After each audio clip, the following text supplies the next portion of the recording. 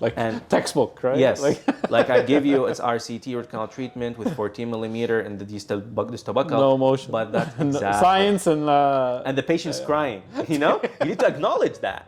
So you cannot That's be, true. that's very, true. yeah. Yeah. So these are the We things deal we with get on. teeth, not humans sometimes, but it's supposed to be the other way around. And, you know? and honestly, You're dealing with people, not teeth. again, I love the approach that the board is doing Yeah. because starting from myself. Hey, it's Dr. Ahmad from ScholarsDental, and we have Dr. Saif with us here. How you doing, buddy? I'm good, how are you? I haven't seen Finally, you we're in a- here again. Yeah. So we're here to talk about mainly situational judgment stuff, right? Yes. But I just want to give a little background on how me and you, like, you know, how I know you, all right? So Literally. yeah, so you came to me a while back and you had, you know, you came to me for AFK. I think you failed an attempt. Yes. And you That came... was 2016. Yes, 2016. Man, I can't Yes. remember. The cycles just keep Yes, going, you know? literally. So I don't remember who's True. in which cycle anymore. Yeah. But you came, you failed an attempt, and then you came and you reached out to take a course. Yeah. You passed the AFK, you passed the ACJ. At that time, we didn't do any skills, like Yeah. at Scholars. We didn't have a skills program, so And you know, that's where we get disconnected. you disappeared. Yeah, Yeah. you disappeared. That's what happened when you pass and you go to the next step. Yeah, you're like, Yeah. see ya. So, I haven't seen you in 4 years, I think. Seriously, yeah. And you're still kind of yes. doing that. You're Yeah, still in the yeah. process. Still So- invested in skills and now situational judgment. What's going on, and what's happened to you in those 4 years? What kind of things happened there? So initially I thought it's, and that's what led to me failing the first attempt in the AFK exam. Sorry, what led you? Exactly. So you start studying, you Yeah. be like, okay, you look at the questions, be like, let me try to work things on my end. Because that was the part where I started to know about the system in Canada, and that's when I started to engage in life and in work. So I was like, okay, do we take a course or not take a course? I was like, let me just depend, because I was a fresh graduate, let me just depend on my knowledge and study on my own. And guess what? I did not. Yeah. So you tried the AFK alone. I think you solved like all the released and you got the answers, and Exactly, like yeah. you knew them very well. Yeah. Right? That happened, but I believe the approach to how I studied was not the right approach. And I went confidently to the exam. I look at the question. The question is something I did understand, but I look at the answers. The answer misled me to too many ideas. So it's kind of lost in that exam. So that's when I decided, it's like, okay, the second attempt has to be the last one. So I start looking at options, and somehow I heard about the ScholarsDental. Did you come to the pharma review, I think? Exactly. Oh, That okay. was- We that had a was- pharma that- review. Yeah, that was. We still do that. Okay, yeah, I know. Yeah, exactly. Actually, yeah, the pharma review was something where I noticed I do lack. I was like, okay, once I came to the pharma, I was like, I do have a couple of things that I did not get fixated in my brain. So I was like, I might need to like increase my knowledge in pharma. And what got me there is how pharma is hard for most people. Yeah. And something they don't like, which is pharmacology and pathology. These Yeah. are the two top things that people usually. And I love those. Yeah, they love to like, they just dodge around it. Like, just let me know what gets me through the exam. Yeah. And that's what I liked about the pharma. And to be totally honest with you, that's what got me back to come to the AFK. Because I'm like, okay, in a single session that was like 2-3 hours for the pharma review, I got to know a lot of questions and the approach to pharma, which I would have loved if I had more time to go more in depth before I go to the exam. But literally the pharma review was like a week ahead of the exam. Yeah. So that's when I was like, okay, that's it. I'm just going to review the pharma with him and then I'll go to the exam. Pharma was not an issue in the exam, and honestly, it is because of that. So it depends on the approach. If But it's a that was the simple approach- exam that you didn't make it. Yes, that was the Because first. The pharma wasn't the issue, but you didn't take like a course Yes. like in that time. Yeah. And then literally that's what got me back to Scholars. Yeah. I like the pharma. I was like, now I know Ahmed. Yeah. I know the material. I know the pharma was good. So I was excited to see what's after that. I did fail and I did not like it, and that was the first time like I actually taste failure. I'm like, okay. Yeah. So that's when I started to believe it's more like of a process. Like, and I went with it. I was like, let me get things right. I signed up with the course, and honestly, it was a drastic increase from like I got 70 versus I got 86. Oh, awesome. So yeah, You know, I loved I'm glad the result. like, you know, and I'm glad you were like, it was a fun course. I remember you like were very interactive, you know? Literally, yeah. And I remember you said something to me then that was like, you kind of knew the same answers, but now you feel you deserve to pass. You said That's something the to me. feeling I got, exactly, yeah, like- yeah. Honestly, yeah, the first time, like when I did the exam, I was like, if I fail, I'm not gonna be very pissed off because I know there were room to improve. Yeah. But when I took the course and I actually spent a lot of time, me and the other like dentists who were studying with us there, I'm like, now we covered almost everything, and let's go and see the exam now. And that's when I felt I actually have a grip of the exam. Nice. And one time, one mentor told me it does not matter of how many times you do the exam. You should not go attempt the exam unless you get the grip of it. So if you always feel you're not ready, do not rush and do not sign up for the exam. Initially, we think that we need to clear the exams one by one and start working as dentists. But from personal experience, like I've been in Canada for the past 11 years now, it's a process, but it's a worth it process because you do get to grow personally and professionally when it comes to the exams. Like it does teach you a lot other than dentistry. Yeah, the exams or preparing for the exams the right way, because a lot of people ask like, do we need a course, not need a course? And I just think like, if you pass AFK by luck, there's a lot you missed out on that would help you, that you need an ACJ, you need forward, like literally. Just a lot as a dentist here. You know? But so like passing or failing for me now, it's more like a concept and an attempt, especially now it's not even an attempt anymore. But I learned that to work as a dentist in Canada, you need to be an actual dentist. You cannot pass. I don't want to call it by luck. I don't want to call it the percentile tented people to pass, but you cannot be working as a dentist if you are not a dentist yet. And that's why I really, really loved the new NDECC like change that happened.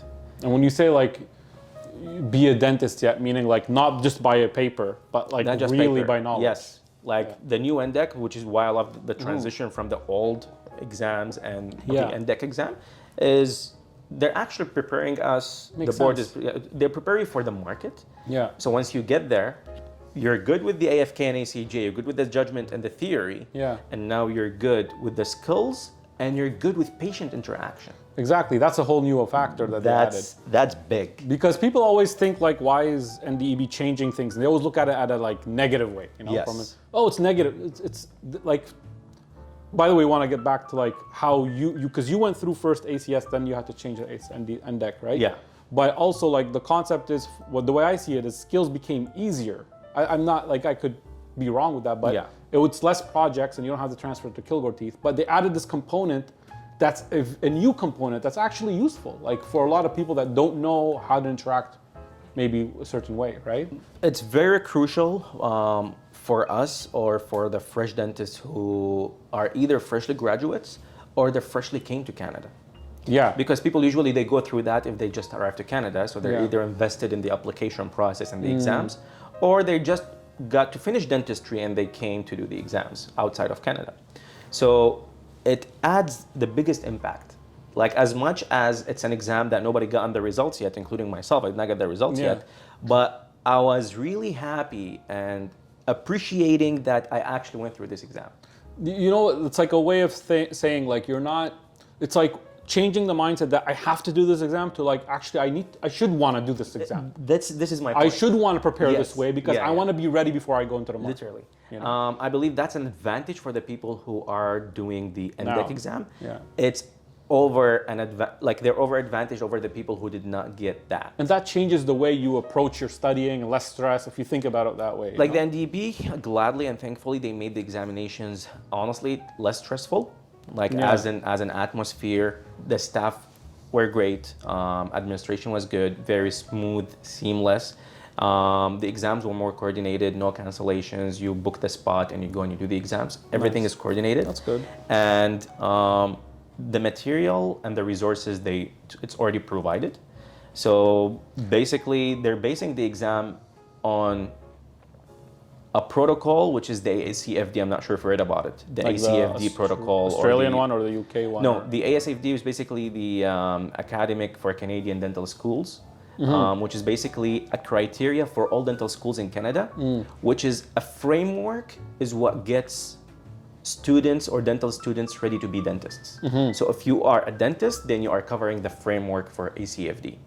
And the board, the NDEB board, is basing the exams on the ACFD framework. So like you're one thing like that you mentioned interesting, like how they're trying to make it easier by supplying the instruments Resources, and tools. yeah. Like when that first came out, some students' mindset was like, that's a negative thing. Oh, they're trying to hurt. I'm like, just look at the bright side, like in a way where, look, you go, you don't have to take all this stuff with you. Like, just, there's no point of looking at it negative because it doesn't help. No. Look at it in a positive way and you'll feel better. And at least like, that's just a big advantage if you feel better. No, literally, Ahmed. There are only there are only two ways to take this. You either gonna... They're against me or with me. Yeah, you're either gonna blame it as an exam and it's a hard exam. And honestly, it should be hard. It's not an easy exam. Yeah. Like people don't. We don't want anyone to become. Yes, exactly. A dentist, right? Or versus you trust the process. You trust the failures. You trust you passing, and then you just, it's a path. You take it, and eventually you'll become a dentist when you deserve to be a dentist. Exactly. Like if you, and I tell people like, look, if you fail, it just means that you're not there. You're climbing, but you're not at that point yet. Yes. But just keep climbing. Yes. Don't think, oh, it's their fault, because that way you have nothing to change, right? I mean, by the end of the day, people will see that you passed the exam and you're a dentist, but literally nobody will ever have an idea what you went through to pass it. And for each one of us, you had your own story. I have my own story. There are things that got you to be like a course instructor here, and there is something that got me to be wanting to teach something because of all the process that I've been through. So nothing comes at no price. Because you're very like knowledgeable now in skills and situational, but I want to know more a little bit about, you started off with skills, then the switch happened, right? And you I think you made a few attempts in skills, and then the switch. I want to learn like how that was for you, like when you were practicing skills and you failed once, for example, and twice. You could correct me if I'm wrong, and then the switch happened. Like, what did you have to switch? Let's start with like your story there. Yes. So basically, I finished the AFK with you, and then the ACJ I cleared from the first attempt, and thanks goes to you as well with that one. So you did the work. You did the work. I loved it. Some people do still struggle with ACJ, for example, but honestly, it depends if you have the info and if you have the approach. If you have one of them, it might take you a couple of attempts, but if you have the method and how to approach the exam and you have the knowledge for it, I don't want to say guaranteed, but that's what the questions are there for. Like the questions there, if you know them, then you're going to be clearing them one by one. And I don't want to say it's luck for anybody to pass from the first attempt or not, but some people, by nature, the way they learned at school, they learned how to diagnose things or they have the specific approach, so it works for them. It's like everybody has a different starting point. The way I look at that's what I mean. Some people already have that judgment thinking, and some people don't. They're like very AFK more thinking, and they take some more time. So it's hard to predict like how long one person takes. Right? But that's the one thing that I learned is I trust the process and I go with it. If I pass, I pass. If I fail, I keep trying. You need to work on something. Literally, and that's what got me to the ACS. I want to start the ACS. That was prior to COVID. I did June cycle and I did December cycle. And besides the project that I got to pass or fail or if things were subjective or not, in dentistry there's always subjectivity. You might look at a color from a different perspective. You see it at a different exposure. I might describe that color differently. So subjectivity is there. But like you mean the evaluation? The evaluation in the exam is different. But I failed the first time, I got the second time, and I failed it, and then COVID hit us. How much time was there apart the two exams that you did? Like 6 months, or did you wait a year between the first one I did it in June 2019. The second one I did it December in 2019. So really close. Really, that was the next exam you went for. The first exam that I did, I was comfortable doing it. I prepared for it for like 8 months, and then I went the exam. I failed a project. And there was another project that was subjective, which led me to fail the entire exam. The second exam I did a lot better, However, the results were horrible compared to the first exam. Interesting. Yes.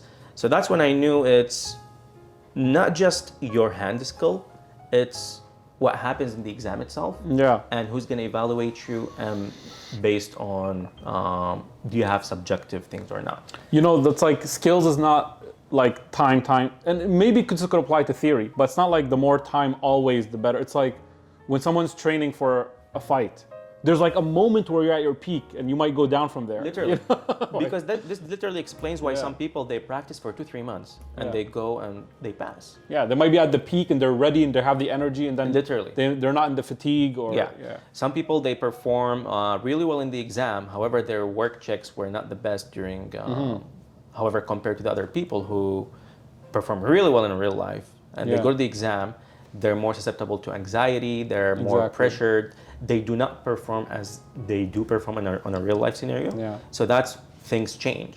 So that's why I'm like, you know what, I'll hold off to it. Yeah. And I was so happy when I saw the new framework came out for the NDEB. Now you have unlimited attempts. Right? Yes. But when I looked at it, I was like, okay, this came not just for me, but for everybody. And I liked the change. Like the change, as I told you again, they're doing all the exam based on a framework. And this framework is what's being used in all dental schools in Canada. So if you clear that exam, then basically you are comparable to a dentist who graduated from Canada. And it's not that they're throwing things in our path. No, they're throwing things that actually going to benefit you later on in the business and in implementing in the dental market outside. And benefit the people. Literally. The feel better, you know? Like, that's the thing. And that's what, honestly, that's what led me to be invested in situational judgment and look into it further. Yeah. Because maybe I did not mention it to you. Ever since I arrived to Canada, I used to study from 7:30. I worked from 7:30 to 3:30, and I go study for AFK and ACJ from 4 to 10 to 11 or to 12 at the library.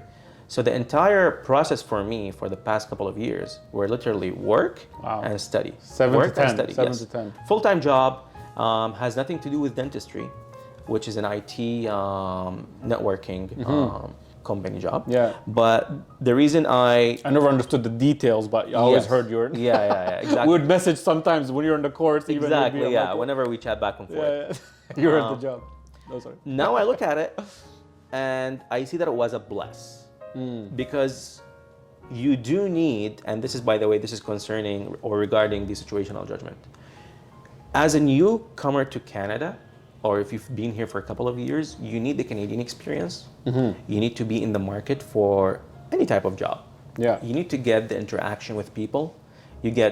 Canada is like a diversity, and we've got all people, all races, and we need to be exposed to that. So that's what my job got me to see. So I worked with different companies, one for 6 years. I worked with the other one, which is the recent one for now it's been like a couple of months now.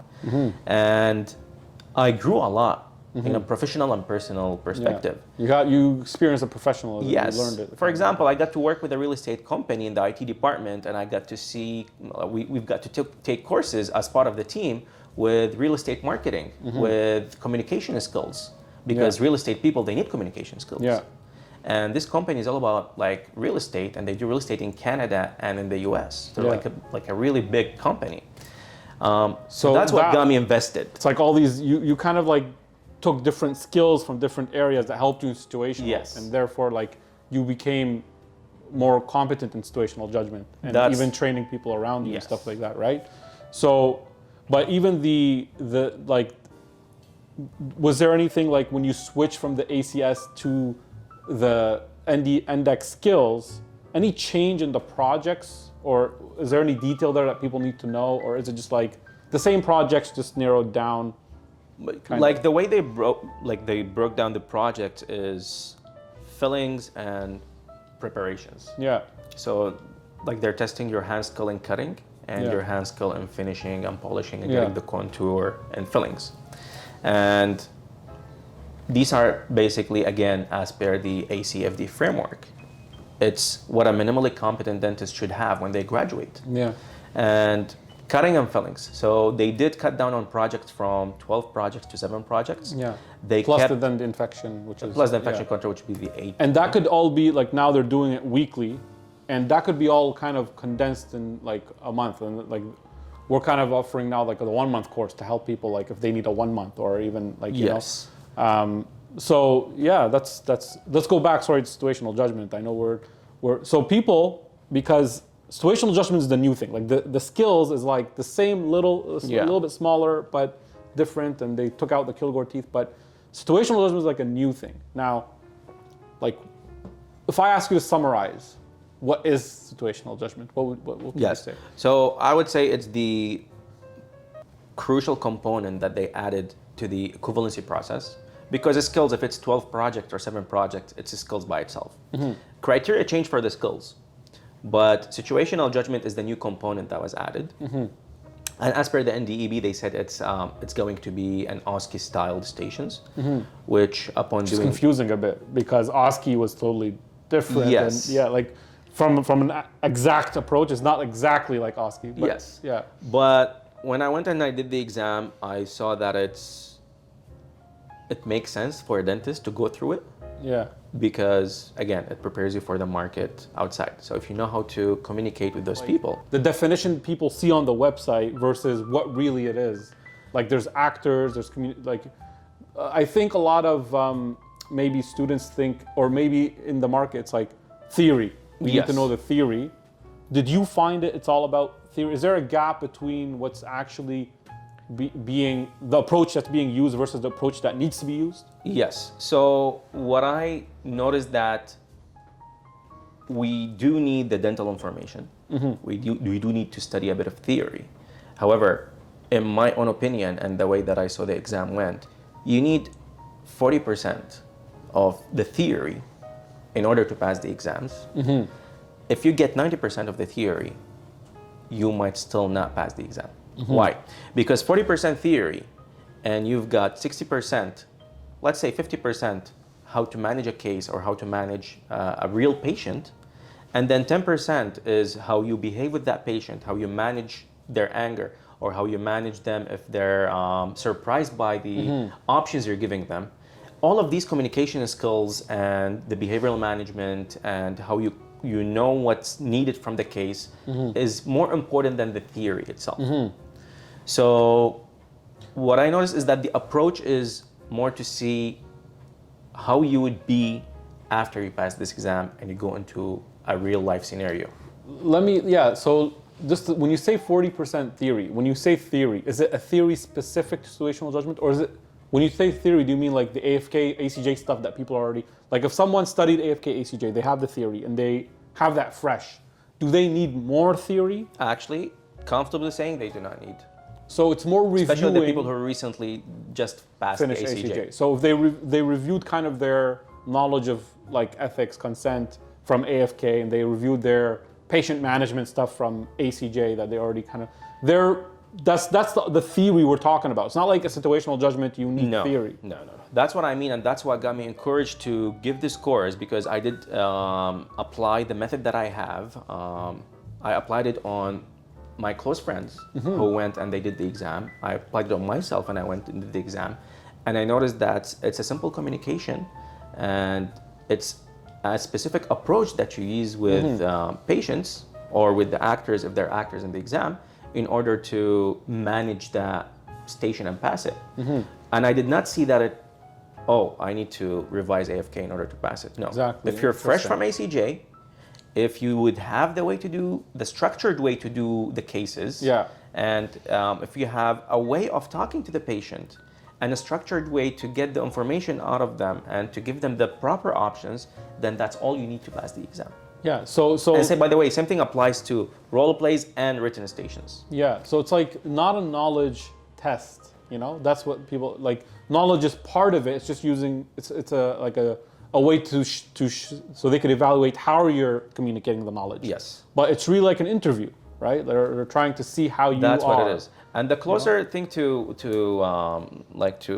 make a closer idea about it, which is what I'm using in the course that I'm giving, which is like a method called a BST, which is basically a behavioral skills training. So this is not related to dentistry. This is a method that they use to teach anything in life. And they teach it to individualized people and to groups of people. And what it means is you teach the material, you rehearse the material, you put that person in different perspective. One time he's a dentist, one time he's a patient, and one time he is an observer. They get to see the case from all perspectives. You rehearse it with them, and they repeat it.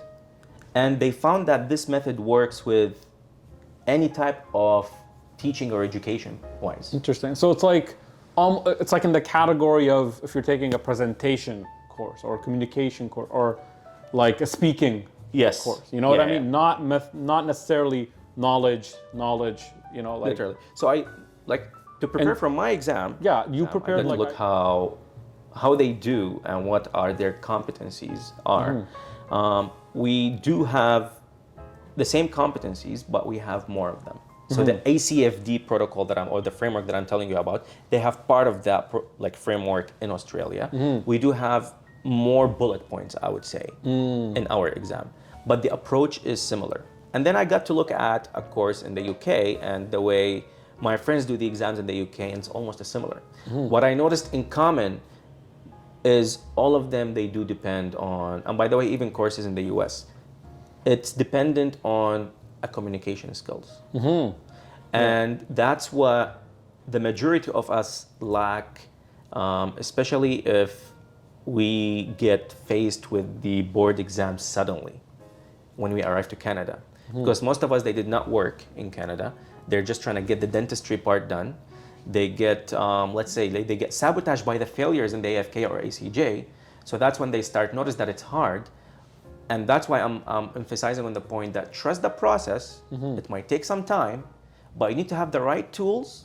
But by the time you clear those exams, you are ready to be in the market now. Yeah. So do not look at it as an exam. I want to clear it within a year. And it's a training process. Here? It's a training process. Look at it as it's a good thing. It's a really good thing, actually. Yeah. And by the way, the way I'm thinking, it wasn't like that a couple years ago.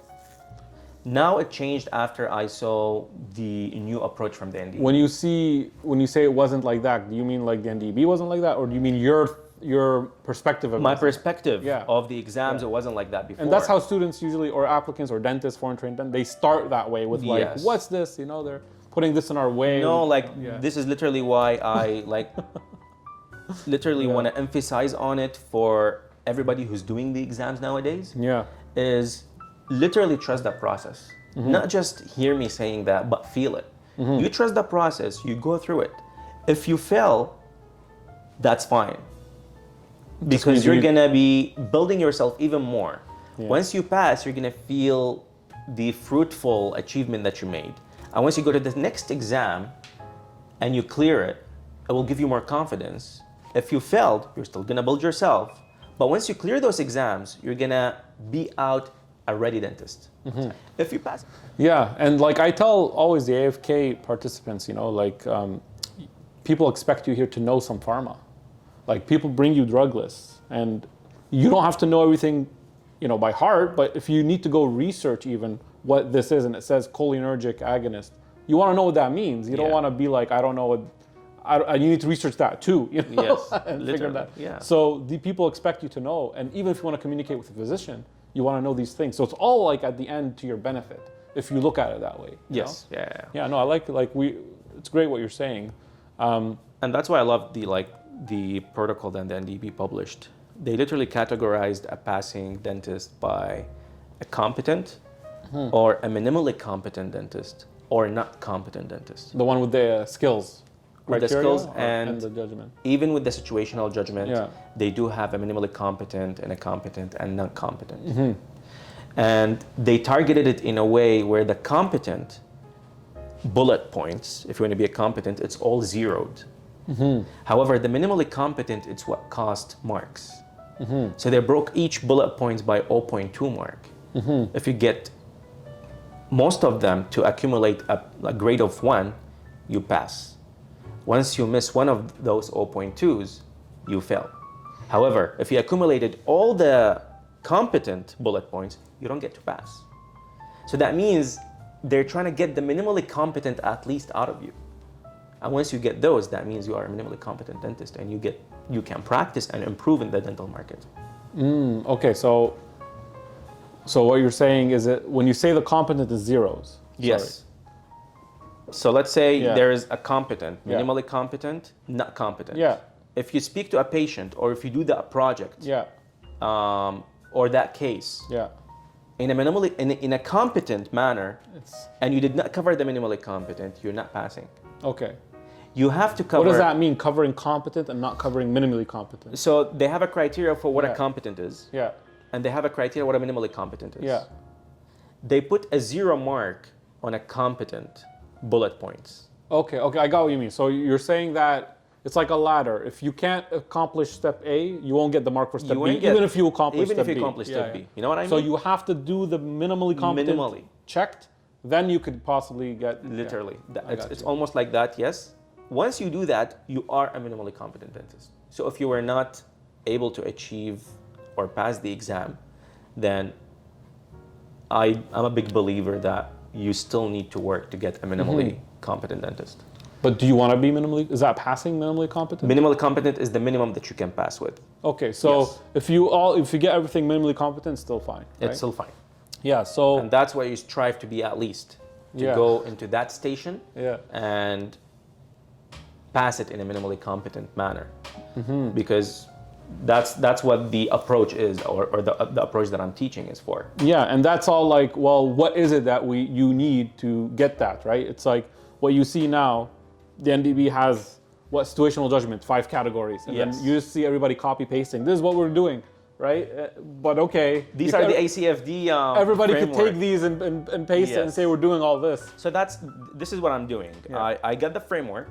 I broke it down into what is needed from a person to be a minimally competent dentist, and then I added a structured approach into how to implement those competencies, the 5 competencies, into a case, and how you're going to deliver that to the patient in order to be a minimally competent, or you can achieve that station and pass it. So it's not like today we're going to learn professionalism. Today we're going to learn.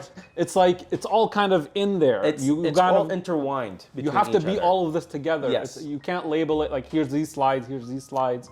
Yes, some of it you can, but some of it you can, because you're going to go into a station and you're going to meet a patient, just like how you meet them in their real life. Yeah. And you don't know what that station is about.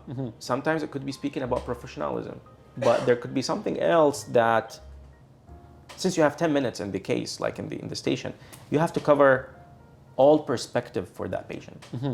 But didn't the NDEB said that they have 10 questions and 2 questions from each of these things?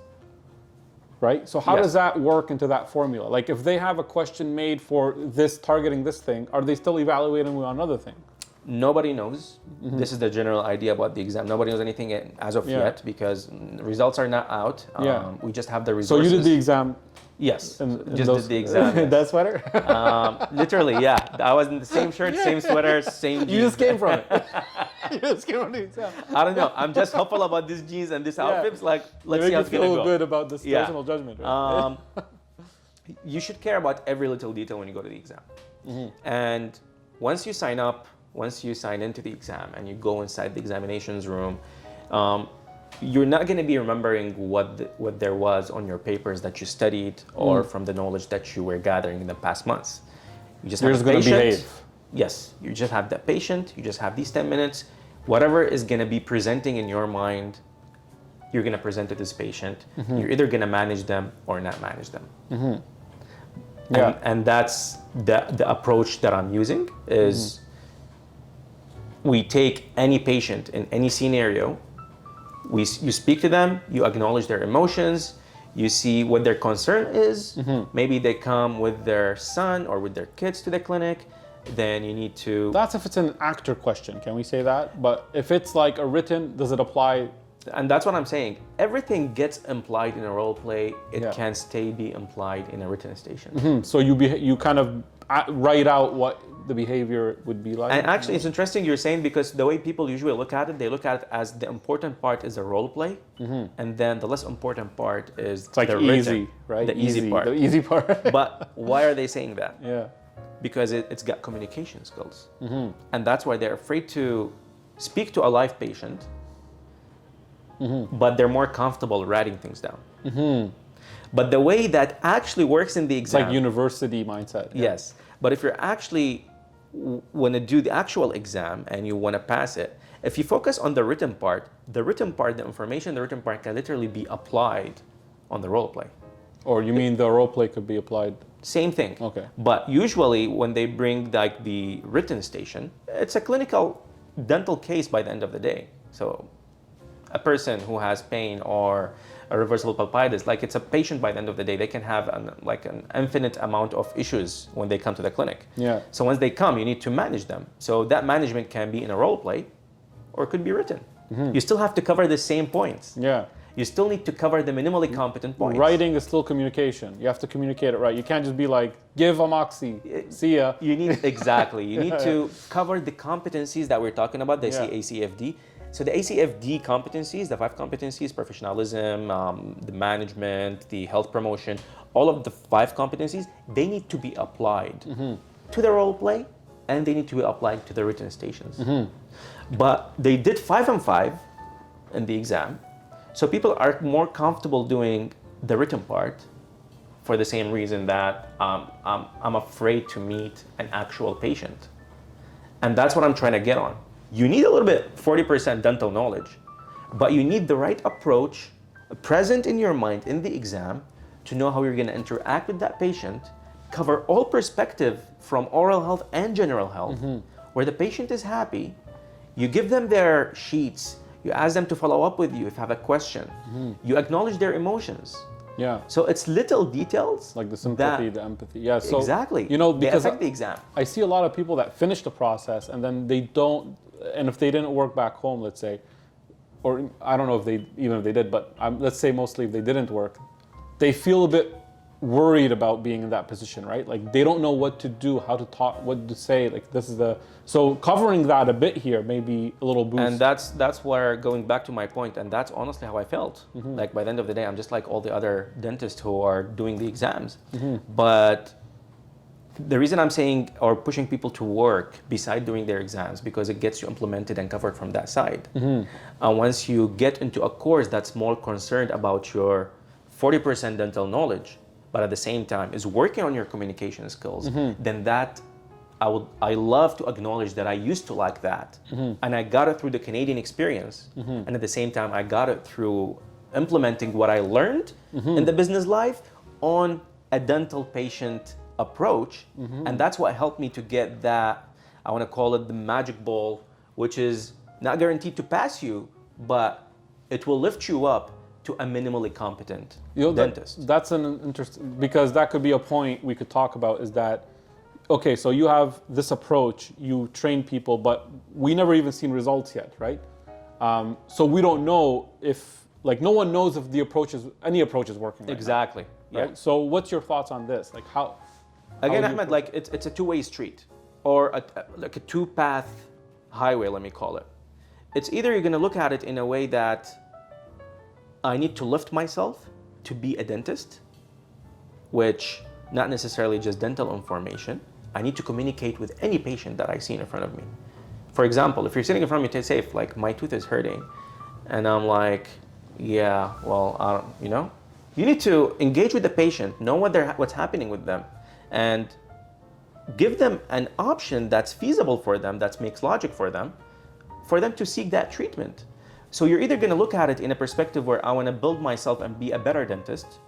If you're here, I want to be here. If you're there, I want to be there. Versus I want to look at it in a way that I want to wait for the results and see what's going to happen. And then if I go to the exam once, I'll be able to know what's happening in the exam, and maybe I'll cover myself later from whatever I was missing in the exam. And this is literally my approach. My approach to this exam, which I would encourage people to do, is I wanted to believe in the fact that I want to be a dentist. I want to know everything about dentistry. I cover myself from the 40%, but I want to go and present myself and the information I learned in a way that gets me going in the cases. It's like strategic for this exam. Because you're not going to have in the exam all the knowledge from the books you have. You're going to present it with 2 chairs. You're going to speak with the examiner. So, all right.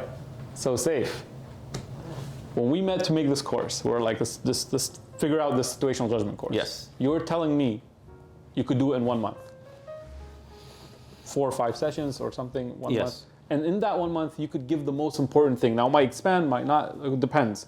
But you find that that's what really touches the passing and the important parts that you could give in 1 month. Yeah. Is that going to raise a question mark in people? People might think, what, 1 month, is that enough? They might feel like, is that too short? What's your response to that? Like, what do you think? If we would break it down logically, we went through AFK. So all the detailed knowledge, microbiology, pharmacology, pathology, we went through it already. We went to judgment, and they made these 2 exams a prerequisite in order to do the NDECC. So if you pass these 2, they don't want to test your dental knowledge all over again, like AFK or ACJ. So they want how you're going to react with an actual patient.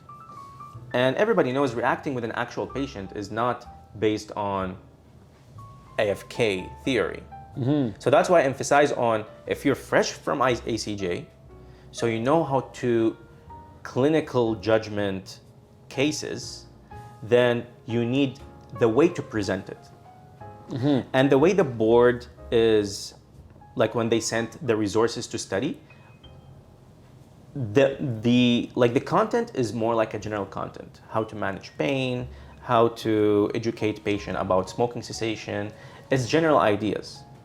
So the dental knowledge will be brought up and will be given in the sessions within the course. It will be more focused on how you're going to present it. Because presenting those cases and the structured approach, and that's what people are, what I noticed from the study groups, what I noticed from my previous students and current students who are going to the exams, is they know the theory perfectly. They know it. They know it by percentages, by numbers, by milligram per deciliter. They know everything, but they don't know how to start or to give this information to the patient. So they end up talking to them or speaking to them, and they end up being silent about it. I'm like, but you know the information. He's like, yes, but how can I say it? So 40% you need is dental knowledge, and we're going to be focusing on what's important for you from the resources that the NDEB provided, which are mostly from the RCDSO and the CDA articles. So it's nothing out of the norm. So and they have this knowledge already. It's just like reviewing it. And that's what I mean. So why didn't they provide you with the decks?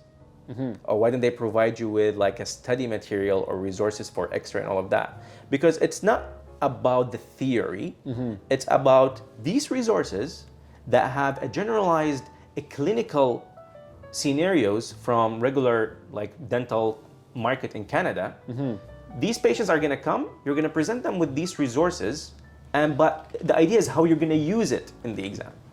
And that's what, in my opinion, which is what I'm noticing, probably it's like the secret, let's call it, like the secret ingredient that really makes the switch. How you're gonna apply that? How are you gonna succeed in these 10 minutes? I think you gave me an example once about an X-ray, like concept. I don't know if you recall it, but it's like, oh, this X-ray, what does it need? A root canal.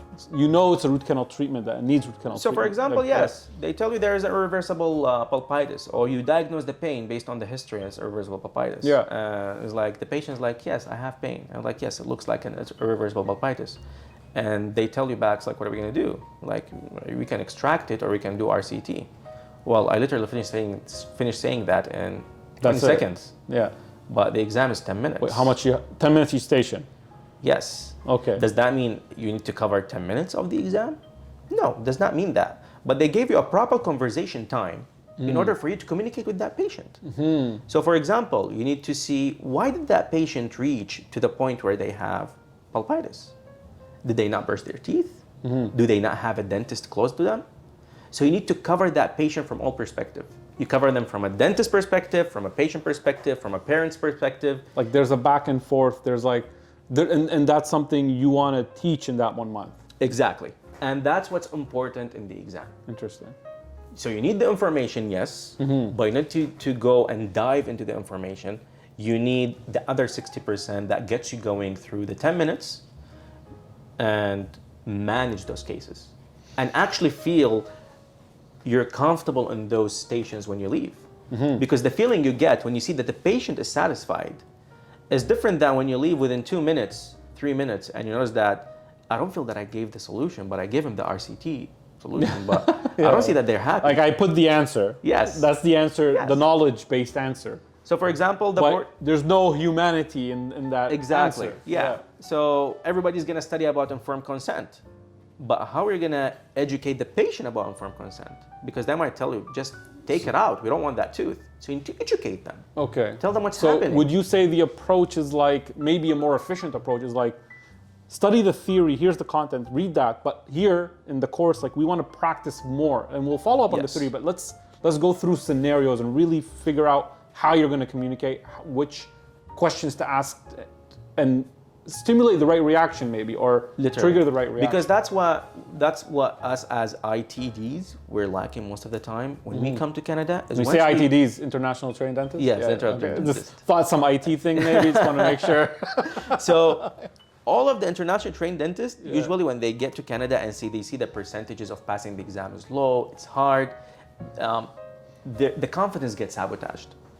So they start feeling that I'm not good. There is a concept of like inferior. They feel inferior and they don't know like people, the reason they feel dentists here are superior is just because the way they behave.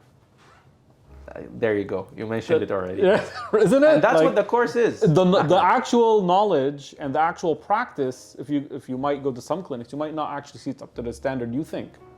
And again, but the difference is that the way you talk, exactly. the way you communicate. But those dentists they did not come with the software installed on their like systems in order to know what's happening, and they behave the way you're saying. Yeah. They were literally part of the ACFD framework. It shaped them to go into the market and present that information in that way. Yeah. And that's what we're teaching here at the course.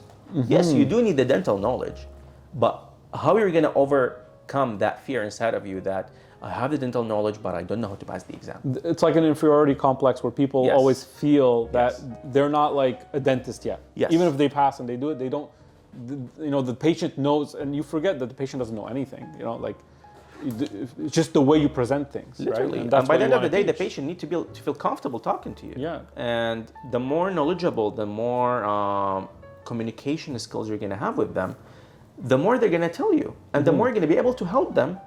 And in return, that's in real life. In return, in the exam, you'll be able to pass that station because you actually managed the patient and their problem. And that's the issue we're having. Lack of confidence.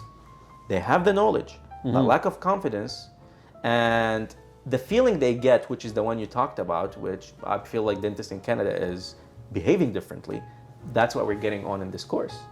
And believe it or not, as simple as it's an approach that you're going to learn in this course, and we're going to use, again, the BST, the behavioral skills training with them, when we're going to give them the lectures and when they're going to be able to role play it with them, and I'll be able to go through rehearsals with them and give them a feedback, and each time they change roles. One time you're a dentist, one time you're a patient, and one time you're an evaluator.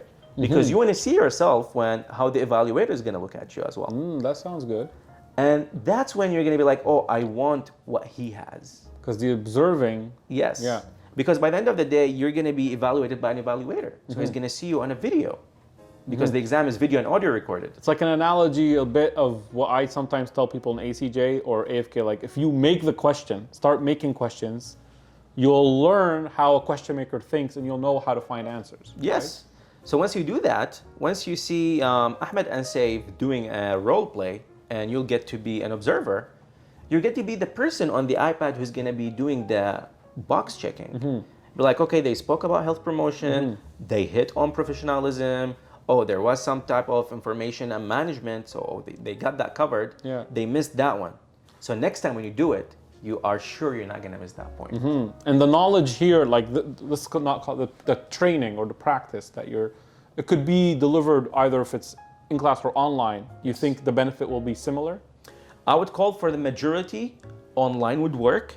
However, for some people, they need more training and they feel that they need more interaction. Yeah. And I would actually feel more comfortable to be with them because I know being with them face to face would change them up. So generally, generally online should be fine, but some specific people may require. They might feel it. They might feel it a like little. I'm making a benefit, but I still have that barrier of talking to an actual, like a human being. I got you. And the misconcept that's being implemented mostly for the people who are only studying theory is you're 100% good with theory. But once you go to the exam, or once you interact with anybody outside the exam, you're talking to them in a robotic way. Like textbook, right? Yes. Like I give you, it's RCT, root canal treatment with 14 millimeter in the distal buccal. No motion. But that's exactly. Science and the patient's crying, you know? You need to acknowledge that. So you cannot be, true. That's very, true. Yeah. Yeah. So these are the we things deal we with get teeth, not humans sometimes, but it's supposed to be the other way around. on. You know? And honestly, you're dealing with people, not teeth. again, I love the approach that the board is doing. Yeah. Because starting from myself, it'll get me through the dental market life in Canada. Make you a better dentist, basically. Literally. Is 1 month enough for everybody, or do you think people may need more than 1 month in that case? If you are a fresh coming out of the ACJ, scenario A, or scenario B, if you think you have Wait, what does that mean, scenario A? Scenario A, so what? Scenario A is they just finished ACJ. Yeah, so, and scenario B, if they finished ACJ long time ago, which is in my case because I still did not pass the NDECC exam, I'm still waiting for the results coming up in March or April. Those two people who believe, or scenario B, like the people who actually think they have the knowledge, but they don't know where to go yet, those people, 1 month would be enough for them. Awesome. You're going to be like the accumulation works for them, even though it's the same month. So the way I structured our course is we're going to have the theory initially in the first couple of sessions. And in the second, third, and fourth session is going to be 80% practice, 20% information. And so far, this approach with the people that I've dealt with so far, with all honesty, they came back to me thanking me that they got to sit for 1 week before their exam. So just 1 week was beneficial for them. And I'm saying 1 week because their exam was next week and they got to sit with me twice. So that's good. Not saying that I'm the only one who has it, but it's just the combination of, or the formula that I created. You're figuring out what's needed. That's literally what it is, and that's why we're here by the end of the day. Yeah. So it's just a combination of how much knowledge do you need, how much rationale of dental theory you need, and how much rationale of communication skills you need. Yeah. Apply it with your 40%. And literally, that's all you need to go and pass the exam. Yeah, and the concept with the 1 month, that's flexible for people to enter any month. If they need to do it next month, they could enter any month. If they need an extra month, they could do 2 months.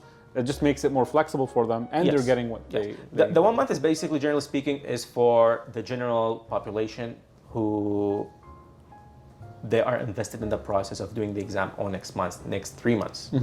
So now we've got people who signed up for the exam in end of January, and they're taking the 1 month course now, and they have the theory already from the past ACJ, and they're literally getting better and better every day, and that's why they do not need more than that 1 month to be ready for the exam, because resources are there.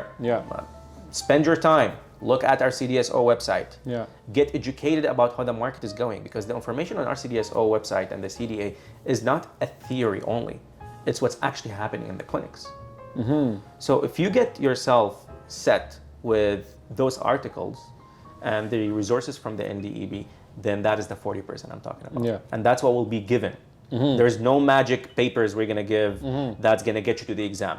No, it's whatever the board did send us as general dentists. We have the ACFD framework. So ACFD framework, and we have the criteria, we have the resources. You combine them both, or the three of them. You combine them using the BTS method that I'm using. You get that structured approach, you rehearse it with them, you role play it with them, you give them a feedback, you make them sit in different positions as a dentist, as a patient, and as an evaluator.